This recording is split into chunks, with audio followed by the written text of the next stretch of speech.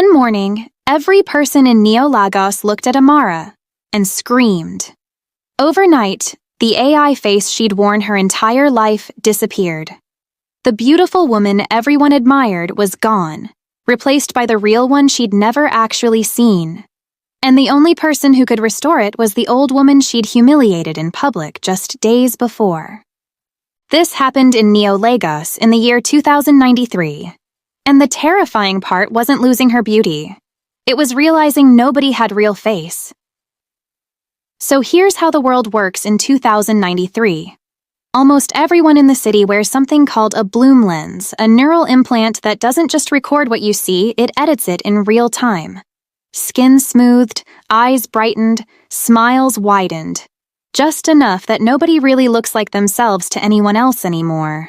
And underneath all of that sits something called your aura score, a live public rating of how good you make people feel when they look at you. High score gets you the penthouse, the best tables, the best matches. Low score gets you pushed toward the edges of the city where the filters barely even load anymore. Amara has the highest aura score in her district.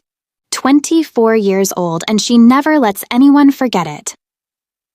Number 1. She says to her mirror every morning before she's even brushed her teeth. Again. Amara, come help me prep the stall. Her mother calls from the kitchen. We open in an hour. My hands are worth more than yam peeling. Amara calls back, holding up her manicured fingers. Get Bayo to do it. His score isn't going anywhere either way. Her mother just sighs, the way she always does now. While the other girls her age are working the water stations or sweeping the market square, Amara spends her mornings adjusting her filter settings and reminding anyone nearby exactly how far above them she is. You heard Zara married a maintenance tech, right? She laughs to her friends. I'd rather stay single forever than end up rated that low. Her friends laugh along because it's easier than saying anything else. One market morning, the square is loud with vendors and drummers under the solar canopy. Amara walks through it at full filter output, drawing eyes the way she always does and isn't watching where she's going. She collides with an old woman carrying a crate of solar cells, and the crate goes down, cells scattering everywhere. It's Mama Nkiru, the oldest woman in the district, one of the only people left who refuses to wear a bloom lens at all. No filter. No score, just her actual, unenhanced face, which most people in Neo Lagos haven't seen on anyone in years. Why are you standing in my way like that? Amara snaps, looking down at her. You've ruined my outfit. I'm sorry, child. Mama Nkiru says, calm, unbothered. My eyes aren't what they used to be. Then stay home, Amara says. Don't bring your junk near people who actually matter.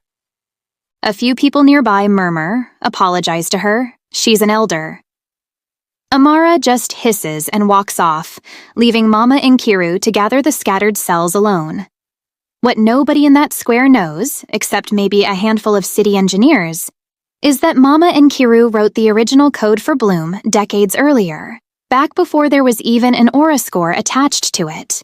She never deleted her root access when she retired. Nobody ever thought to ask her to, plus everyone in the square trusted her. That night, Amara's lens flickers while she's checking her score. The number just goes dark. The next morning, she wakes up screaming. Her filter is gone, not glitching, gone. And what's left underneath is nothing like the face she's spent her whole life checking in the mirror. Every flaw the lens used to smooth over is sitting right there, for the first time in years. Mama, look at me, she cries, running into the kitchen. What's happened to me? Her mother looks at her for a long moment. This is what pride does, Amara. You hurt Mama Nkiru. You mocked people who never did anything to you. I'll apologize. I'll fix it. But when they go looking for Mama Nkiru, she's already gone, and nobody in the district knows where. A message arrives on Amara's cracked display a few days later from an anonymous city admin account. Your filter access is suspended. Your aura score has been reset to 0. Restoration requires verified character growth, not cosmetic override. As part of the city's zero-tier partnership protocol, You have been matched with the lowest-rated resident in your sector. His name is Tobias. 40-something, missing most of a front tooth, unfiltered like Mama and Kiru. Except he never chose it. He'd just never been able to afford a lens at all. I heard you needed someone. He says, smiling with what teeth he has left. Do you accept me? He asks, picking at something under his fingernail. Amara thinks about the message. Verified character growth, not cosmetic override. She swallows hard and nods. The next few months are nothing like her old life. Tobias isn't. Gentle about it either. Cook the food again. This is cold. Fix the generator. My back's acting up. She does it all without a filter smoothing over how tired she looks doing it.